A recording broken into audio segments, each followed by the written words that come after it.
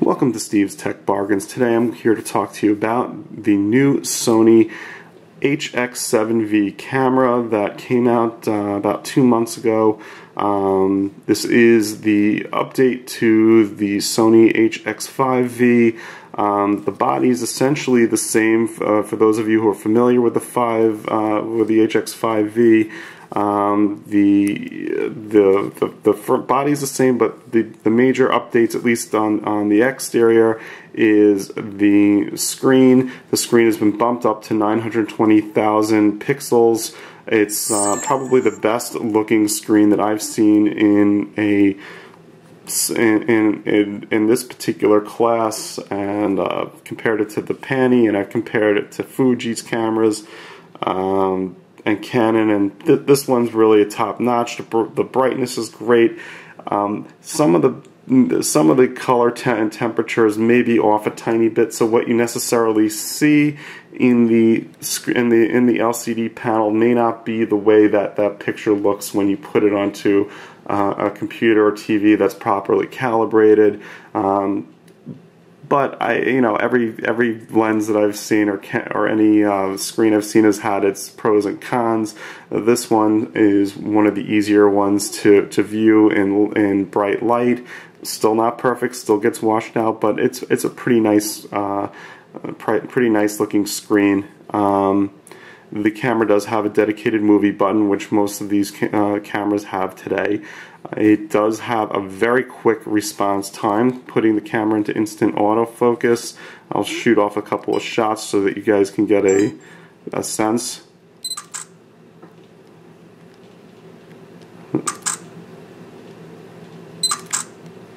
Nice and quick, process it quickly.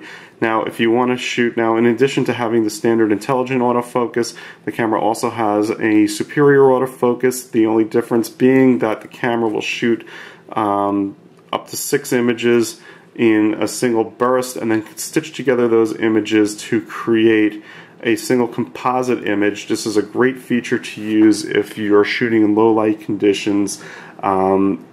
It allows you to take a picture in very low light with excellent clarity in focus and sharpness without using flash, and if you're in a museum, that's perfect. The only problem with this is if you're trying to shoot a moving object, well, you're going to get a lot of blur, so I only recommend that you use this mode for shooting a static object in low light. Otherwise there's no reason to be in the superior mode, and you may as well just stick to the intelligent autofocus. That's what it's there for. The camera does have a nice panoramic feature where you can simply press the shutter button and then move the camera across following a pre-programmed path, and it will continuously take pictures along that path and then stitch them together to form one image. It does a great job. The main feature that I love about this camera, though, and the reason that I bought it, is because as good of a camera as it is at taking still pictures, it is also can double as a camcorder.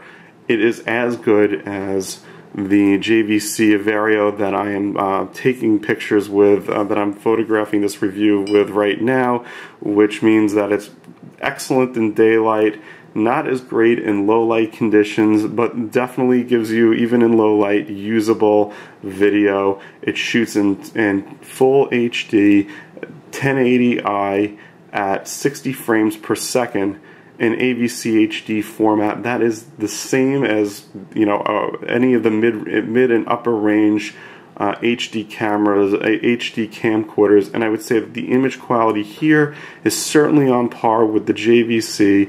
It's certainly in the class of any of the mid-level HD camcorders that I've handled.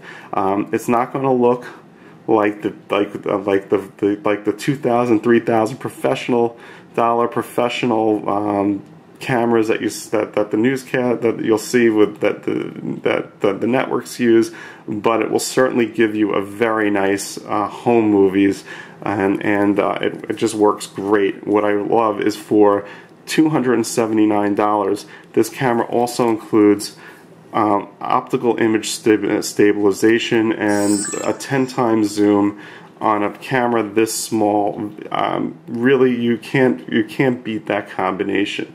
I don't know any of the mid-level HD camcorders that also include optical image stabilization. They all use digital, and as you guys probably know, that's not the same thing by any means. And not only does it have optical image stabilization, it has good optical image stabilization. You can walk with this camera and it smooths everything out. You don't really get that jittery feeling. You won't feel nauseous looking at the films. And frankly, the footage looks really, really nice. I'm going to post some video at the end of this review along with some pictures, so you'll get a good sense of what this camera is capable of doing. Another nice feature is the start times. This camera camera's completely off. Turn it on.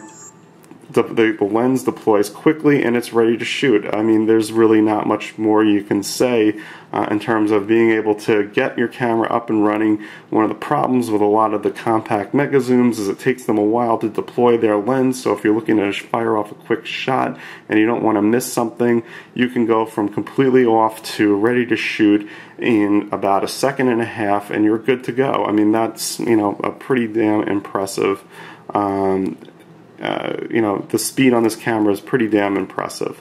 I wish I didn't do that, but the camera also has a nice, an older design battery, and I think that's a good thing, because I was able to go onto eBay, and this battery comes with a 1,000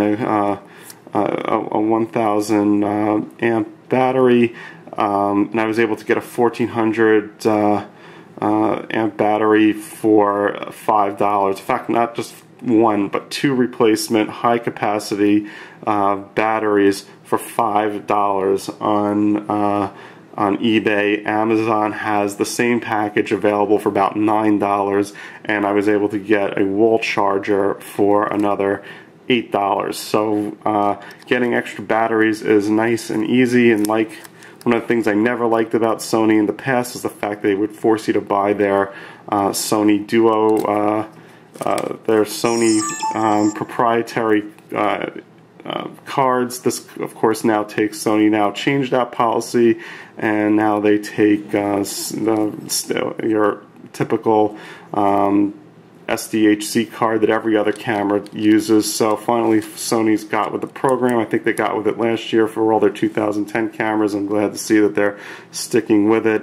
Some minor things for some of us bloggers out there. This camera has a metal sleeve inside for attaching to a tripod. A lot of cameras today, even, you know, not so cheap cameras, have switched to plastic, and, you know, over a couple of months of putting your camera on and off a tripod, you will find that that is not a good. Plastic and tripods do not go well together. That thread will be shredded, and the camera is going to give you a little cheap thing like that will really screw up your camera. The camera, I really, you know, I don't think there's a whole lot more to say about this, but other than the fact that I can say that I'm very pleased with my purchase. I think Sony did a good job on this camera. I've never purchased a Sony camera before. I've been loyal to Panasonic and Canon in the past, but I think Sony's really taken the cake on this one, and I'm very pleased. So without further ado, let me show you some of my pictures and some videos, and you guys can decide from yourselves what you want for your next camera purchase. Enjoy and have a good night.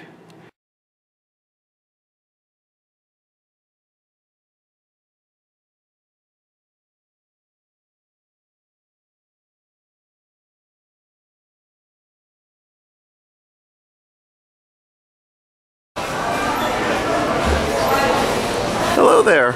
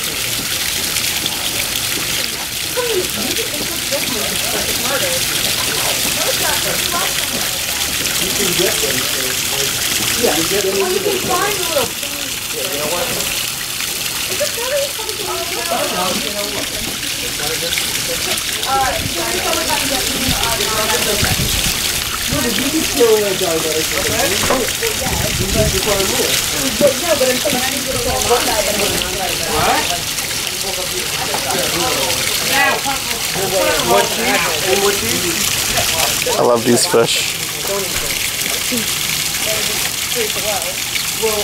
There's 3. That's all there are now. There used to be so many more. There's a rough one there. Eat, eat, eat. Yummy, yummy. Yummy, yummy. There we go.